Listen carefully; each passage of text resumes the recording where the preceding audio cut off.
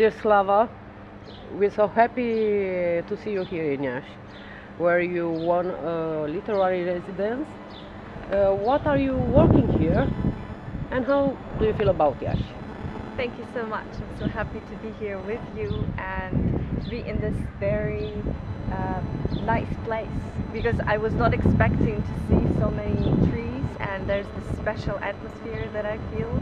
I have come here to finish my book that I started working on long time ago. It is a children's book. It is a book about the girl who's very brave and who wishes to save the world. And along her way, she embarks on a journey and she meets very funny, strange characters. And these characters are not ideal, but these are the ones who actually make the world change. So I hope that Romanian hills, mountains, people and places will help me finish it. I already do some sketches and I write in my handwriting for now. So I feel motivated to finish it. I know before this children's book you wrote another one about sneezing. That's very funny. Yes. And before that you have two short novel books. Do you think to return to short prose after children's books, or in the moment you feel just... That's a nice question. You know, I think short stories is something that I crave for, because I love watching, observing people. I like seeing different small details, and in those details and in those people I see lots of life. So it's not about the big form for me, but about the short one, but being able to speak volumes about something important within the short, within the short text. So I might return, because short stories are easy to write. You see the glimpse of something, you catch it, and you just, elaborate on the storyline. But how it was the passing from the prose for all kind of age to children writing? I think that's my daughter, because she loves stories, and every time we travel, we go to sleep, we go to see a new place, there are stories along the way, and she loves to make up stories herself, and she inspires me. So the big cosmic achoo is the book inspired by the daughter's loud sneeze. So yeah, I don't know, it's fun to write about kids, to write for kids, because this way I feel relaxed. I know I can fool around, I can be funny, I can create characters, and every time I write a children's book, I see a cartoon in my head. Like as if I switch on this button, I watch a cartoon, and then I say, okay, let's try to write this down now. And you are very lucky, because you have the best reader at home. It's true. She's the best target reader. I'm always asking her, how do you find this character? Do you find this episode funny? And as soon as I see the glimpse in her eyes, like, yes, mommy, go on, I'm curious to know. I know, okay, this is good. I'm going to continue working on that. And I'm positive that in very soon time, maybe we will see a book made together for Slava and Polina Yeah, Svitova. very much hope so, because she likes to draw and she always keeps asking me, Mommy, will you allow me to create illustrations for your book? So I think we should have such a project. Yes, you have to do it, because I saw some of her draws and are unbelievable good. Thank you so much. I know it's hard for you, but I want to ask you how much your life changed after 24 February. It changed totally. I have always thought myself to be very brave, and I thought that I could cope with any fear. I could easily, stand up after I fall down. But what happened to my country, to the cities in Ukraine after 24th of February just smashed me, and all of my dreams, they just, they fell down. I feel very weak. The interesting thing is that I still find life and manage to see life in very small things, And even look at this tree, there are snails over there. There are snails everywhere I go. And the snail for me, like a symbol of being very slow. I'm usually by nature very energetic. I like to have the vision. I like to have plans, dreams, to realize them. Next step, what is next? What is next? And now I don't see anything. I just see the snails and they're stuck over there. They are motionless, and that's like me now. I don't know, I don't see into the future. I can only seize the day, like carpe diem. Became very, yes, but I look at you and I believe you are a very strong woman, a very strong mother. Thank you. And I really have hope for you. I have hope too. You know, I think Ukrainians are very brave and they are invincible in a way. Because it's all in our history. If I look back at my grandmother, at my great-grandmother, and I see the way they have come, you know, they survived in order for me to live. And now I look at my daughter and I realize that she sees it every day. She knows what's going on, and she will keep that memory for the rest of her life. And this is how we become stronger, you know, generation by generation, because we have it in our blood already. This fight, evil against good, it has been on the Ukrainian territory for like 300 years already. It's a long fight, but there was not a single day that I lost hope that we will win. Because it's our land and we know what we are fighting for. It's not like we want to take somebody else's land, I don't know, or destroy something.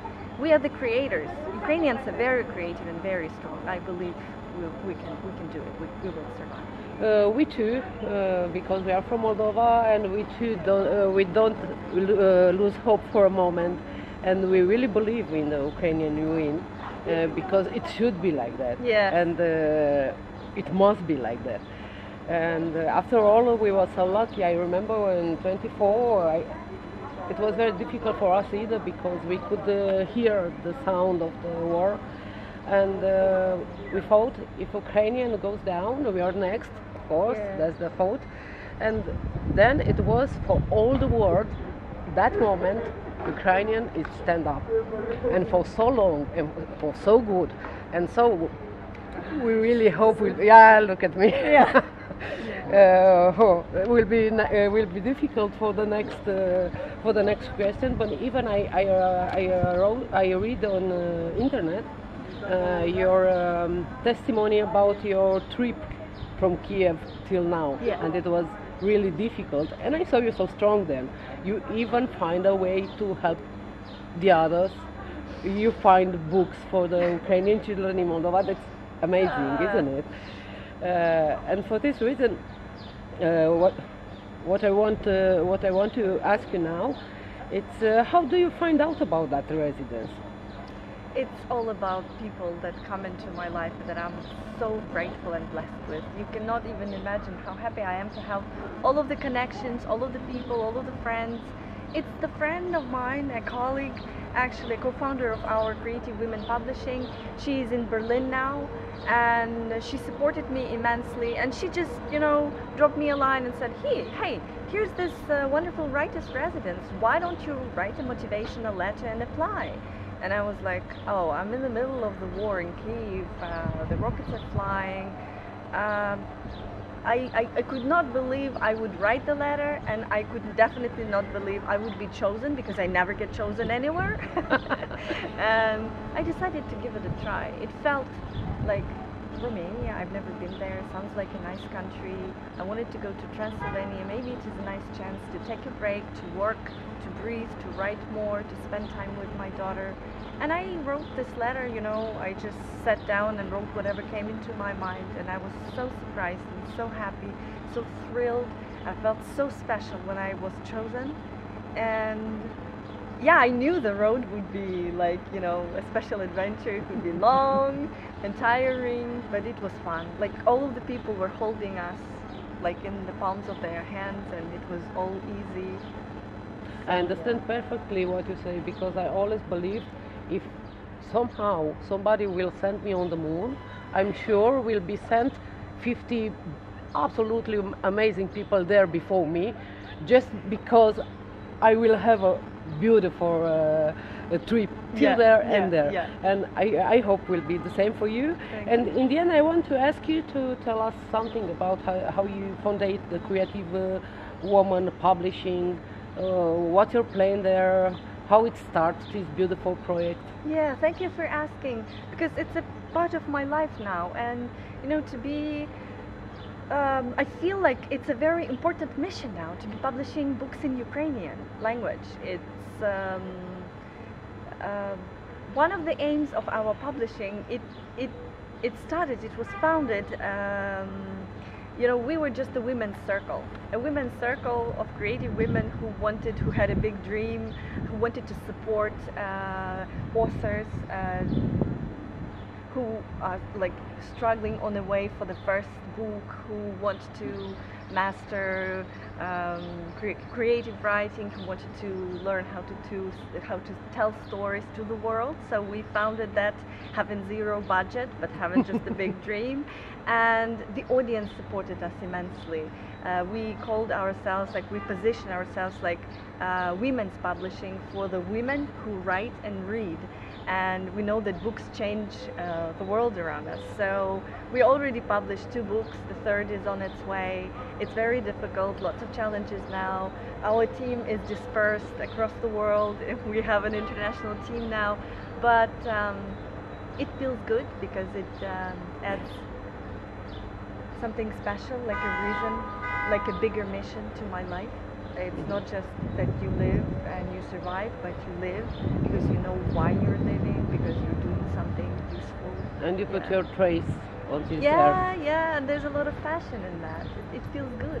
From the idea to numerous steps, and here you see a paper book. It's magic. Yes, I know.